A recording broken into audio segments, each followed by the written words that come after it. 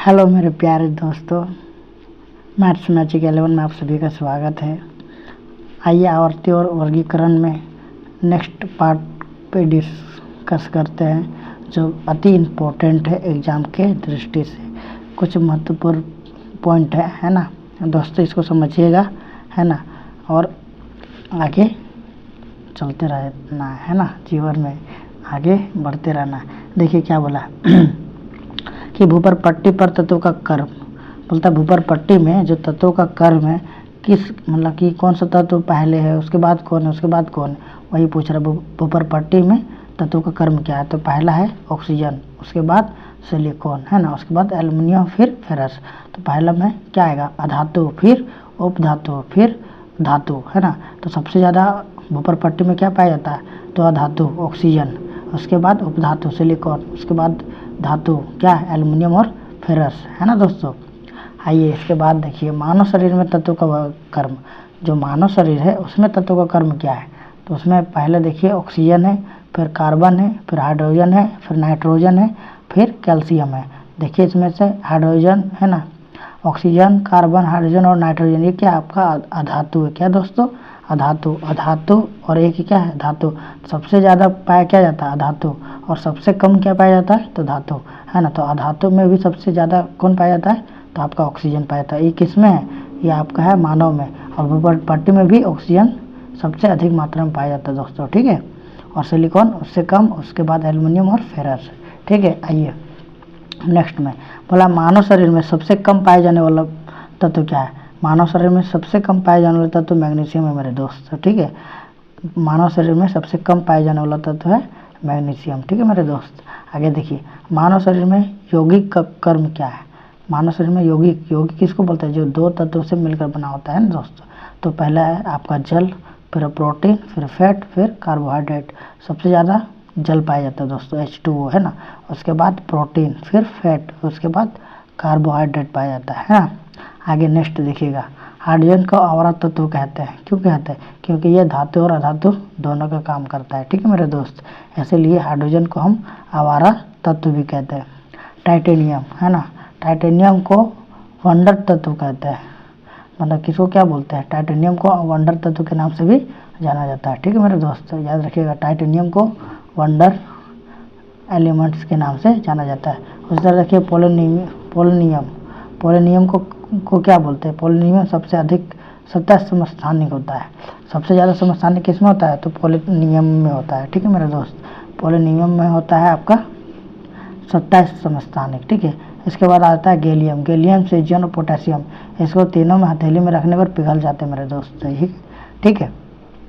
जो गैलियम है और सेजियम है, पोटेशियम, ये तीनों को हथेली में रखने पर पिघल जाता है, ठीक है। याद रखिएगा कि गैलियम, सेजियम और पोटेशियम है, ये तीनों हथेली में रखने पर क्या होता है, तो पिघल जाता है, ठीक है मेरे दोस्त।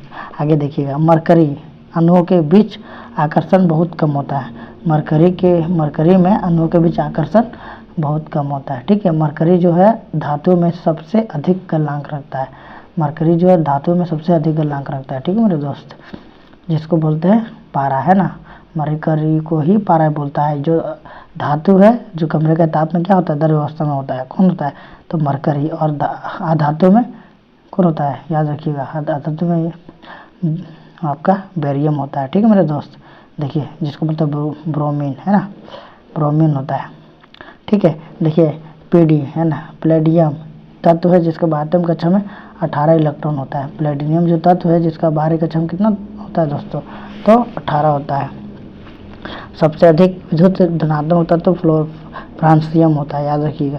सबसे अधिक विद्युत धनात्मक तत्व फ्रांसियम, ठीक है मेरे दोस्त। लेकिन सबसे अधिक ख्याति विद्युत धनात्मक होता है सेसियम, ठीक है मेरे दोस्त। सबसे अधिक धनात्मक तत्व पोटेशियम होता है, और सबसे अधिक ख्याति विद्युत धनात्मक तो आपका हो जाता है सेसियम, ठीक है। आइए नेक्स्ट में आवर्ती गुण, है ना, मतलब आवर्ती गुण है, तो दो का वर्गीकरण पढ़े थे। अब देखिए इसमें आवर्ती गुण कौन सा तत्व का आकार कितना होता है वगैरह वगैरह के बारे में जानते हैं ना, समझिएगा डिटेल से। जो बोलता है परमाणु का जो आकार, आयतन और त्रिज्या, ये जो तीनों है ना दोस्तों, आकार, आयतन और त्रिज्या होता है आपका एटॉमिक साइज, वॉल्यूम और रेडियस। आवर्त में बाएं से दाएं, लेफ्ट से अगर राइट जाइएगा ना मेरे दोस्त, लेफ्ट से राइट, तो परमाणु का आकार, त्रिज्या और आयतन तीनों घटता है। लेफ्ट से राइट जाइएगा तो किसमें, आवर्त में, आवर्त में लेफ्ट से राइट जाइएगा तो परमाणु का तीनों आकार, आयतन, त्रिज्या तीनों घटता है। ठीक है मेरे दोस्त, याद रखिएगा कि आवर्त में बाएं से दाएं जाने पर तीनों का आकार घटता है, आकार, आयतन और त्रिज्या तीनों घटता है। वर्ग में टॉप से बॉटम जाने पर, मतलब नीचे से है ना, ऊपर से नीचे जाने पर परमाणु का आकार, त्रिज्या और आयतन तीनों बढ़ता है। ऊपर से नीचे जाने पर तीनों आकार, आयतन और त्रिज्या बढ़ता है, और बाएं से दाएं जाने पर आवर्त में आपका परमाणु आकार, आयतन और त्रिज्या घटता है। ठीक है, देखिए आकार कैसे बढ़ता है, देखिए कर्म, एल्युमिनियम का, फिर एल्युमिनियम प्लस, फिर एल्युमिनियम डबल प्लस, है ना, उस तरह देखिए घटने का, पहले ऑक्सीजन माइनस, फिर ऑक्सीजन माइनस, फिर ऑक्सीजन। ठीक है, मतलब ये माइनस क्यों दिया, क्योंकि परमाणु एक लेगा तो हो जाएगा माइनस, और ये क्या होगा, ये किसी को देगा तो क्या हो जाता है, प्लस। ठीक है, इसलिए प्लस को दर्शाया जाता है। ठीक है दोस्त, और माइनस मतलब किसी से लेगा इसलिए माइनस, है ना। लेने वाला हमेशा क्या होता है, कर्जदार होता है मेरे दोस्त, याद रखिएगा। लेने वाला जब भी रहेगा तो माइनस होगा, देने वाला हमेशा क्या होता है, धन वाला होता है, धनवान होता है, इसको बोलते हैं प्लस, है ना। आगे आइएगा, आवर्त में बाएं से दाएं पर घटता है, याद रखिए आवर्त में अगर हम बाएं से दाएं जाने पर उसका आकार घटता है ना। बाएं से दाएं है ना, लेफ्ट से राइट जाने पर क्या होता है, आकार, वॉल्यूम और आपका त्रिज्या तीनों घटता है। ठीक है, देखिए, और टॉप से बॉटम जाने पर वर्ग, है ना, टॉप से वो बॉटम आने पर, तो वर्ग में ऊपर से नीचे जाने पर क्या होता है, तो तीनों बढ़ता है। क्या क्या, आकार, आयतन और त्रिज्या तीनों बढ़ता है। ठीक है, आगे आइएगा, देखिए बोलता है सबसे अधिक परमाणु त्रिज्या फ्रांसियम का होता है। सबसे अधिक परमाणु त्रिज्या किसका होता है, तो फ्रांसियम का होता है। सबसे छोटी परमाणु त्रिज्या हाइड्रोजन का होता है, याद रखिएगा। सबसे छोटी पूछे तो हाइड्रोजन का, सबसे अधिक त्रिज्या पूछे तो फ्रांसियम का। ठीक है मेरे दोस्त, याद रखिएगा, फ्रांसियम का सबसे अधिक और सबसे कम हाइड्रोजन का। ठीक है, आगे देखिएगा, नेक्स्ट बोलता आयन, विभव, ऊर्जा, एंथैल्पी, है ना, इसको बोलते हैं एंथैल्पी, है ना, आयन, विभव और ऊर्जा, एंथैल्पी। ठीक है, किसी परमाणु के बाह्यतम कक्षा में अगर एक इलेक्ट्रॉन निकालने में जो ऊर्जा खर्च होता है उसे आयन, विभव, ऊर्जा, एंथैल्पी तीनों चारों में से सबको बोलते हैं। ठीक है ना, आप आयन भी बोलिएगा, आयन विभव भी, ऊर्जा भी बोलिएगा और एंथैल्पी भी बोलिएगा, तीनों क्या होता है, घटती है। ठीक है मेरे दोस्त, क्या जब किसी परमाणु के बाह्यतम कक्षा में एक इलेक्ट्रॉन निकालते हैं उसमें जो ऊर्जा खर्च होता है, किसी को बाहर निकालिएगा धक्का मार के तो ऊर्जा लगेगा ना मेरे दोस्त, है ना। तो किसी को भी बाहर निकालिएगा तो ऊर्जा लगेगा। इसी तरह इसको बोल रहा है कि इलेक्ट्रॉन को हम जब बाहर निकालते हैं तो जो ऊर्जा खर्च होता है तो उसको क्या बोलते हैं, उसको आयन विभव बोलते हैं, ऊर्जा बोलते हैं और एंथैल्पी बोलते हैं। ठीक है, आगे देखिएगा, बोलता है आवर्त में बाएं से दाएं जाने पर, है ना, बाएं से जाने पर आयन, विभव, ऊर्जा, एंथैल्पी बढ़ता है। ठीक है, बाएं से दाएं जाने पर आयन, विभव, ऊर्जा और एंथैल्पी तीनों क्या होता है, बढ़ता है। ठीक है, और घटता क्या है, बाएं से जाने पर तो आकार, त्रिज्या और आयतन तीनों घटता है। ठीक है, और बढ़ता क्या है, तो आयन, विभव, ऊर्जा, एंथैल्पी बढ़ता है। ठीक है, वर्ग में ऊपर से नीचे जाने पर इसका घटता है, याद रखिएगा। वर्ग में ऊपर से नीचे जाने पर आयन, विभव, ऊर्जा और एंथैल्पी घटता है, लेकिन क्या बढ़ता है, तो उसका आकार, त्रिज्या और आयतन तीनों बढ़ता है। ठीक है, आइए नेक्स्ट में क्या बोला गया है, देखिए विद्युत ऋणात्मक, इलेक्ट्रोनेगेटिविटी, है ना, इसको समझिएगा। बोलता है परमाणु के, क्या बोल रहा है कि परमाणु का वह गुण जिसके कारण वह बॉन्ड पेयर की ओर खींचता है उसको ऋणात्मकता बोलते हैं, याद रखिएगा। बोलता है कि परमाणु का वह गुण जिसके कारण वह बॉन्ड पेयर को अपनी ओर खींचता है विद्युत ऋणात्मक कहलाता है।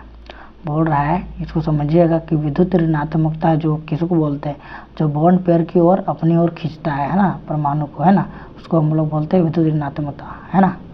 आगे नेक्स्ट में देखिएगा, बोलता है आवर्त में बाएं से दाएं जाने पर विद्युत ऋणात्मकता बढ़ती है, याद रखिएगा। बाएं से दाएं जाने पर आवर्त में, है ना, क्या क्या घटता है, तो आपका आकार, आयतन और क्या, त्रिज्या बढ़ता क्या है, तो विद्युत ऋणात्मकता। ठीक है, कोई दिक्कत, देखिए वर्ग में ऊपर से नीचे जाने पर विद्युत ऋणात्मकता घटती है। देखिए बढ़ता क्या है, तो आकार, आयतन और त्रिज्या वर्ग में नीचे से ऊपर जाने पर, ऊपर से नीचे जाने पर बढ़ता है, लेकिन घटता क्या है, तो विद्युत ऋणात्मकता घटती है। ठीक है मेरे दोस्त, आगे देखिएगा, बोल रहा है कि इलेक्ट्रॉन बंधुता है ना, इलेक्ट्रॉन एटिनिटी है ना, क्या बोलता है, बंधुता क्या होता है, याद रखिए। इलेक्ट्रॉन बंधुता बाह्यतम कक्षा में इलेक्ट्रॉन को जोड़ने में जो ऊर्जा खपत होता है, बाह्यतम कक्षा में जो ऊर्जा को है ना खपत होता है, किसको, इलेक्ट्रॉन को जोड़ने में, उसको बोलते हैं, या निकालने में, उसको बोलते हैं इलेक्ट्रॉन बंधुता। मतलब बाहर में जो उसको जोड़ने में जो खर्च होता है ऊर्जा, उसको इलेक्ट्रॉन बंधुता बोलते हैं। ठीक है मेरे दोस्त, आगे देखिएगा, बोल रहा कि आवर्त में बाएं से दाएं जाने पर, किसमें, आवर्त में बाएं से दाएं जाने पर इलेक्ट्रॉन बंधुता बढ़ता है। याद रखिएगा, आवर्त में बाएं से दाएं जाने पर इलेक्ट्रॉन बंधुता बढ़ता है। ये सबसे इम्पोर्टेंट है मेरे दोस्त, आवर्ती गुण। ठीक है, ये इम्पोर्टेंट है क्यों, क्योंकि एग्जाम में पूछता है, 1 से 2 क्वेश्चन पूछेगा ही पूछेगा मेरे दोस्त। ठीक है, याद रखिएगा, आवर्त में बाएं से दाएं जाने पर इलेक्ट्रॉन बंधुता बढ़ता है। ठीक है, क्या बढ़ता है, तो आवर्त में बाएं से दाएं जाने पर इलेक्ट्रॉन बंधुता बढ़ता है। तो घटता क्या है, तो याद रखिएगा क्या घटता है, आयतन, आकार और त्रिज्या। तो बढ़ता क्या है, इलेक्ट्रॉन बंधुता और इलेक्ट्रॉन नेगेटिविटी है ना, दोनों बढ़ता है। ठीक मेरे दोस्त, वर्ग में ऊपर से नीचे जाने पर इलेक्ट्रॉन बंधुता घटता है। क्या क्या बढ़ता है, तो उसका आकार, आयतन और त्रिज्या है ना, क्या बढ़ता है, और घटता क्या है, तो बंधुता और इलेक्ट्रॉन नेगेटिविटी, ये आपका घटता है। ठीक मेरे दोस्त, नेक्स्ट देखिएगा, बोलता है कि आयन विभव सबसे अधिक किसमें होता है, तो अक्रिय गैस में, और सबसे कम फ्रांसियम में। विद्युत ऋणात्मकता सबसे ज़्यादा किसमें होता है, तो फ्लोरीन में, और सबसे कम सेसियम में। ठीक है दोस्त, बहुत इंपॉर्टेंट है दोस्त, इसको आप याद रखिएगा, ये हल्के में नहीं लीजिएगा है ना। आयन विभव अक्रिय गैस में होता है, हीलियम में सबसे अधिक और सबसे कम फ्रांसियम में होता है। विद्युत ऋणात्मकता, इलेक्ट्रॉन नेगेटिविटी फ्लोरीन में सबसे अधिक होता है और सेसियम में सबसे कम। इलेक्ट्रॉन सबसे अधिक होता है क्लोरीन में, और आपका अक्रिय गैस में सबसे कम होता है ना, सबसे अधिक इलेक्ट्रॉन होता है क्लोरीन में और सबसे कम अक्रिय गैस में। ठीक है, आगे आइएगा, नेक्स्ट देखिए क्या बोला, आवर्त सारणी में, किसमें, आवर्त सारणी में है ना दोस्त, है ना, क्या बोला समझिएगा, कि आवर्त सारणी में पीरियोडिक टेबल में बाएं से दाएं जाने पर, किसमें मेरे दोस्त, बाएं से दाएं जाने पर धात्विक गुण, विद्युत धनात्मकता और इलेक्ट्रॉन त्यागने की क्षमता घटती है। ठीक है, याद रखिएगा, आवर्त में बाएं से दाएं जाने पर विद्युत गुण, विद्युत धनात्मकता, इलेक्ट्रॉन त्यागने की क्षमता घटती है। और क्या घटती है मेरे दोस्त, तो आकार, त्रिज्या और आयतन, ये तीनों भी घटती है। बढ़ती क्या है दोस्त, विद्युत धनात्मकता, विद्युत नेगेटिविटी और विद्युत का बंधुता, ये दोनों बढ़ती है। ठीक है, घटती क्या है, तो याद रखिएगा, धात्विक गुण, विद्युत धनात्मकता, इलेक्ट्रॉन त्यागने की क्षमता और आकार, और बताइए आकार के बाद आयतन और त्रिज्या, ये सब क्या है, बाएं से दाएं जाने पर घटती है। ठीक है, कोई दिक्कत, इसी में याद रखिएगा। देखिए यहाँ पर गुण बोलता है घटता है, तो इसमें याद रखिएगा क्या क्या हो जाएगा, आपका आकार है ना, और बोलिए आयतन और त्रिज्या, ये भी घटती है। ठीक है मेरे दोस्त, देखिए आवर्त में बाएं से दाएं जाने पर अधात्वीय गुण, विद्युत ऋणात्मकता, इलेक्ट्रॉन ग्रहण करने की क्षमता बढ़ती है, इसी को बोलते हैं इलेक्ट्रॉन बॉन्ड है ना, बंधुता है ना। वही बोल रहा है कि बाएं से दाएं जाने पर अधात्विक गुण, विद्युत ऋणात्मकता, इलेक्ट्रॉन ग्रहण करने की क्षमता क्या होता है, तो मेरा दोस्त बढ़ती है। ठीक है, फिर बोला देखिए नेक्स्ट में कि हीरा वह अधातु है, हीरा वह अधातु है जिसका गलनांक बिंदु क्या होता है, मेल्टिंग पॉइंट तथा क्वथनांक बिंदु, बॉइलिंग पॉइंट सबसे अधिक होता है। मतलब हीरा एक ऐसा धातु है मेरे दोस्त जो बहुत ज़्यादा गलनांक पॉइंट होता है, मतलब बहुत देरी से गलता है, बहुत ज़्यादा टेम्परेचर देने पर ही गलता है ना। और इसका बॉइलिंग पॉइंट मतलब सबसे अधिक होता है, मतलब बहुत ज़्यादा टेम्परेचर दीजिएगा तभी बॉयल होगा, नहीं तो ये बॉयल नहीं होता है ना। मतलब सबसे ज़्यादा कठोर होता है आपका हीरा। ठीक है दोस्त, देखिए आगे देखिएगा, बोलता है कि W, जिसको बोलते हैं टंगस्टन, है ना। टंगस्टन वह धातु है जिसका गलनांक बिंदु तथा क्वथनांक बिंदु भी सबसे अधिक होता है, ठीक है। ये किस में आता है? धातु में। और हीरा क्या आता है? धातु में।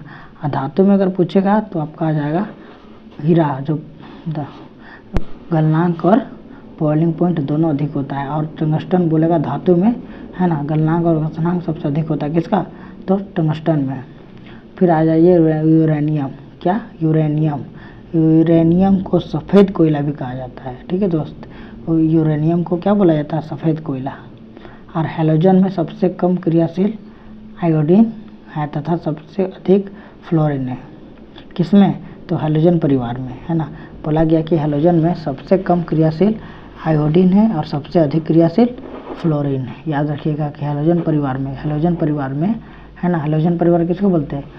17 में, जिसको वर्ग 17 में आता है उसको बोलते हैं हैलोजन परिवार।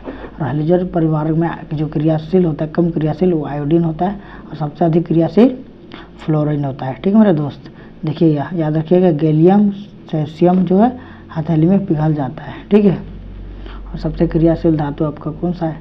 पोटेशियम। उसको किरोसिन तेल में डुबो कर रखा जाता है, नहीं तो बाहर में रिएक्शन कर जाएगा, ठीक है।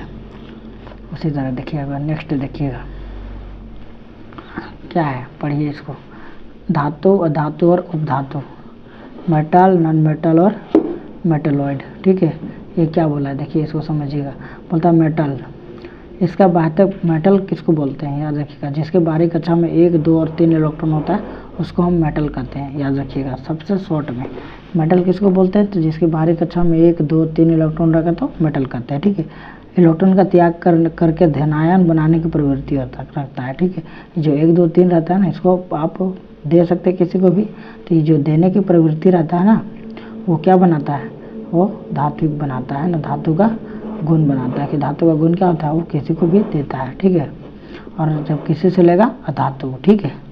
या देखिए, हाइड्रोजन के 72 कक्षा में 1 इलेक्ट्रॉन होते हैं, हुए भी वह धात्विक नहीं बल्कि अधात्विक है। मतलब धातु का जो 1 इलेक्ट्रॉन होते हुए भी यह क्या? धात्विक नहीं होके अधातु है, ठीक है। मनुष्य द्वारा सर्वप्रथम उपयोग की जाने वाली धातु कौन सा है?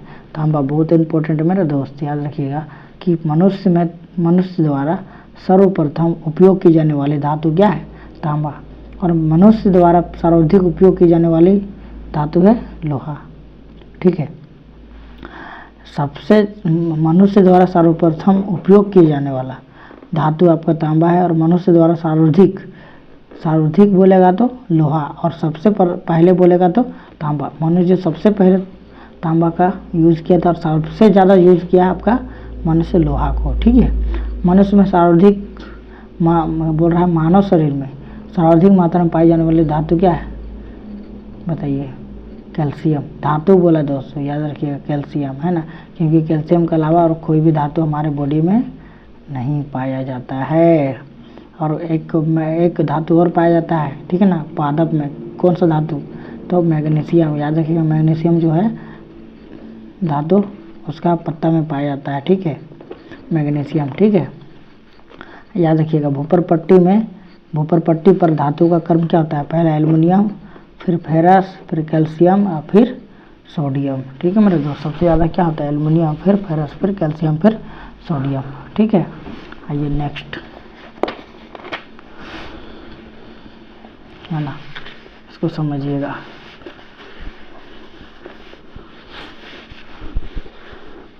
है ना, देखिए क्या बोला है? सबसे हल्की धातु लिथियम होता है, ठीक है मेरे दोस्त। सबसे हल्की धातु लिथियम, सबसे हल्की धातु लिथियम। सबसे भारी धातु ओस्मियम। याद रखिएगा, सबसे भारी धातु ओस्मियम।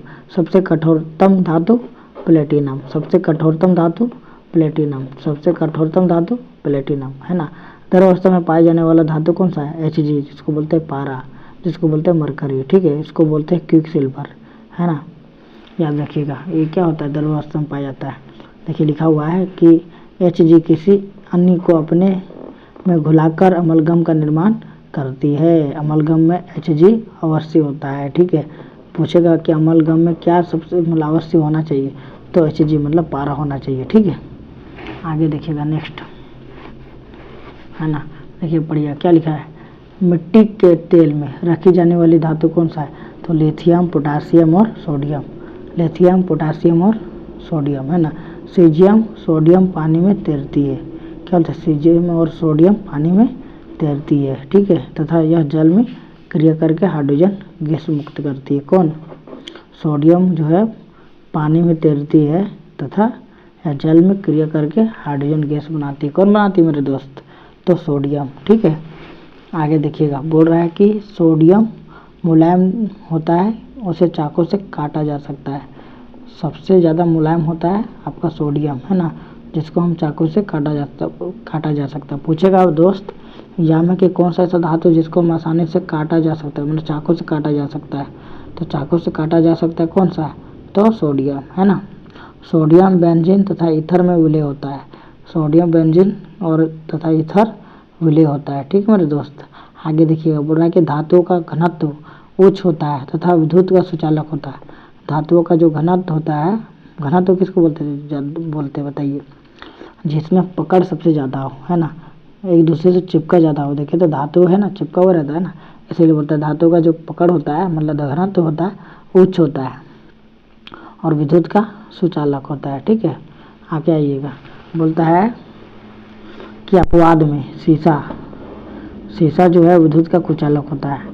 क्या कि यहाँ बोला था ना कि धातु सब विद्युत का सुचालक होता है, लेकिन इसमें अपवाद आता है। अपवाद में क्या है? तो आपका शीशा आता है। शीशा क्या है? विद्युत का कुचालक, ठीक है। बोलता है घनत्व का क्रम क्या है? सबसे ज़्यादा घनत्व किस में होता है? तो तांबा, फिर शीशा, फिर सोना, फिर प्लेटिनम, ठीक है मेरे दोस्त, है ना। तो सबसे ज़्यादा किसका होता है? तो प्लेटिनम का होता है घनत्व, फिर सोना का, फिर शीशा का, फिर तांबा का, ठीक है। सबसे कठोर क्या होता है आपका? प्लेटिनम, फिर आगेगा सोना, फिर शीशा, फिर तांबा, ठीक है। आगे आइएगा, बोला कि धातु जो है अम्ल से क्रिया करके क्या कौन सा गैस निकालती है? तो हाइड्रोजन गैस निकालती है। याद रखिएगा मेरे दोस्त, बहुत इंपॉर्टेंट है ना। कौन सा? यही वाला कि धातु अम्ल के साथ क्रिया करके कौन सा गैस निकालती है? तो हाइड्रोजन गैस, ठीक है। देखिए, मेटल्स का फुल फॉर्म बताया गया है कि एम फॉर मेलिएबिली मतलब धातु वजनीयता, ई फॉर इलास्टिसिटी मतलब लचीलापन, टी फॉर टेंसाइल मतलब तन्य योग्य, एंड ए फॉर एलॉय मिश्र धातु, एल फॉर लस्टर मतलब चमक, और एस फॉर स्ट्रेंथ मतलब मजबूती। बोलता है कि जो मेटल होता है अधार्त वजनीय होता है, मतलब जिसको हम पीट कर चादर बना सके। बोलता है कि यह इलास्टिसिटी भी होता है, मतलब लचीला भी होता है, ठीक है, मतलब ये जल्दी से टूटेगा नहीं, है ना, और मतलब भरभरा नहीं होता है, उसको बोलते हैं लचीला। और तीसरा बोलता है तन्य मतलब इसको हम खींचकर तार बना सकते हैं, उसको बोलता है तन्यता। मिश्र धातु का मतलब होता है कि हम जो मेटल होता है कि हम एक दूसरे को मेटल मिला के मेटल मिला के हम मिश्र धातु बना सकते हैं, ताकि कठोर बना सकते हैं और नया चीज़ बना सकते हैं ना। इसका बोलते हैं चमक, मतलब मेटल में चमक होता है ना। और स्ट्रेंथ मतलब मेटल क्या होता है? वो चमकदार भी होता है, ठीक मेरे दोस्त। देखिएगा, बोलता है धातु के ऑक्साइड प्रायः क्षारीय होता है, ये भी बहुत इंपॉर्टेंट है मेरे दोस्त। बोलता है क्षारीय का जो धातुओं का ऑक्साइड जो होता है वो क्या होता है? वो क्षारीय होता है। क्या होता है? क्षारीय होता है, याद रखिएगा। बोलता है जिंक ऑक्साइड को फिलोस्फर ऑल या सद पुष्प कहते हैं। किसको? जिंक ऑक्साइड को, है ना, ZnO को। जिंक ऑक्साइड को हम लोग बोलते हैं फिलोस्फर ऑल या फिर यसद पुष्प, ठीक है, याद रखिएगा, बहुत इंपॉर्टेंट है कि जिंक ऑक्साइड को हम लोग क्या बोलते हैं? तो उसको बोलते हैं फिलोस्फर्स ओल या फिर यसद पुष्प, ठीक है। ढलवा लोहा कास्ट आयरन लोहा का शुद्ध रूप होता है। ढलवा लोहा मतलब जो कास्ट आयरन होता है दोस्त, वो क्या होता है? अशुद्ध रूप होता है तथा इसमें कार्बन की मात्रा अधिक होती है। लगभग 2 से 5% पिटवा लोहा रोट्स आयरन लोहा का शुद्ध रूप होता है। कौन सा? पिटवा लोहा। 2 से 5% जो होता है ना पिटवा लोहा, है ना, 2 से 5% क्या होता है? तो आपका होता है कास्ट आयरन। और तो रोट्स आयरन जो होता है ना, पिटवा लोहा, ये इसमें कार्बन की मात्रा कितना होता है? 0.12 से 0.25% होता है, ठीक है, ये शुद्ध रूप होता है। आगे आइएगा, बोला गया कि इस्पात मतलब स्टील, है ना, बोला गया कि स्टील जो है ना दोस्तों, उसी को इस्पात बोलते हैं। ये एक मिश्र धातु है जिसमें सामान्यतः बेसेमर विधि द्वारा बनाई जाती है। कौन सा विधि द्वारा? तो स्टील बनाया जाता है बेसेमर विधि द्वारा, ठीक है मेरे दोस्त। आके देखिएगा।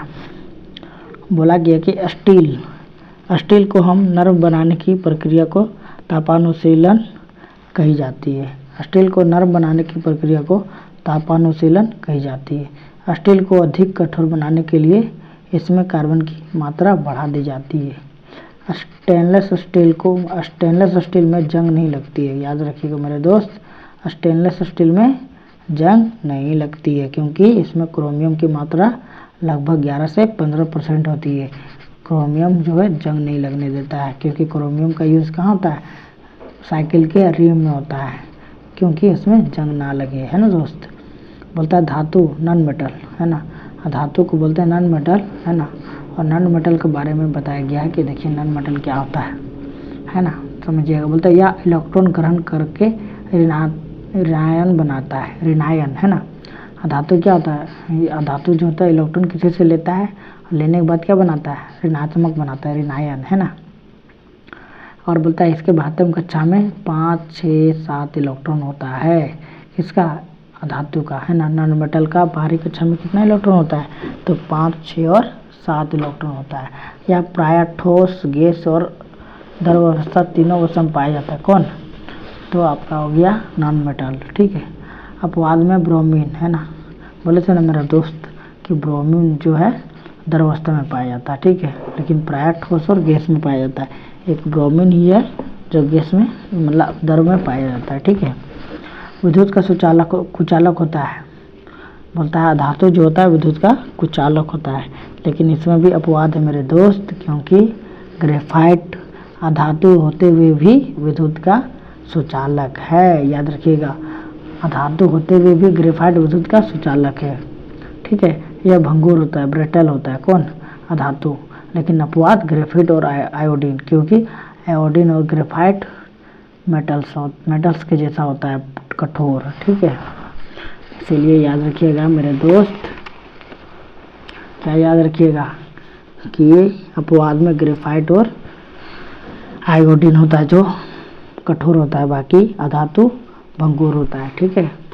आगे आइएगा, देखिए क्या बोला गया है कि अधातु जो है घनत्व, क्वथनांक, तन्यता, धातु जो होता है अधातु तन्यता और धातु से कम होता है। मतलब जो अधातु का घनत्व और क्वथनांक, तन्यता और जो धातु वजन होता है धातु से कम होता है, ठीक है। इसके ऑक्साइड हमेशा अम्ल होता है। किसका, धातु का ऑक्साइड ये हमेशा अम्ल में होता है, ठीक है, मतलब अम्लीय प्रकृति का होता है। कौन सा, धातु का ऑक्साइड।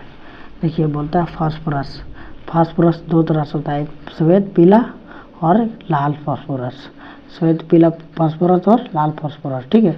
बोलता है यह पीला रोशनी के साथ, कौन, श्वेत और पीला जो होता है ना वो आपका होता है, यह पीला रोशनी के साथ जलता है, इसलिए इसे पीला फास्फोरस भी कहते हैं ना, कोई दिक्कत। और लाल को क्या बोलते हैं, यह होता नहीं जलता है, इसलिए इसे अस्थाई माना गया है, अस्थाई फास्फोरस, ठीक है। देखिए बोलता है कि यह पीला रोशनी के साथ जलता है, इसलिए हम इसको पीला फास्फोरस बोलते हैं। यह 40 डिग्री सेल्सियस पर स्वतः जलने लगता है, इसलिए इसे हम अस्थाई स्टेबल फास्फोरस बोलते हैं। किसको, पीला या सफ़ेद फास्फोरस को, है ना। यह हड्डी में पाया जाता है, कौन सा, पीला या सफ़ेद। इसमें पानी में डुबा कर रखते हैं, किसको, पीला या सफ़ेद को पानी में डुबो कर रखते हैं। इसका गंध लहसुन के जैसा होता है, ठीक है मेरे दोस्त।